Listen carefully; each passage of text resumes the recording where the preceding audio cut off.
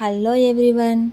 ఈరోజు మాకు పురుడు నీళ్ళు అయితే పోసారండి. పురుడు నీళ్ళు అంటే 11 రోజులకి నాకు బిడ్డకి హెడ్ బాత్ చేయించడం అన్నమాట. డెలివరీ అయిన తర్వాత ఇంకా ఇంతవరకు అయితే హెడ్ బాత్ చేపిలేదు. ఇంకా సాంగ్యాలన్నీ చేస్తున్నారు. ఇంకా పురుడు నీళ్ళు అంటే 5 రకాల ఆకులన్నీ ఉడికించి బాగా ఎర్రగా వచ్చిన తర్వాత ఆ నీళ్ళతో అయితే స్నానం చేపిస్తారు.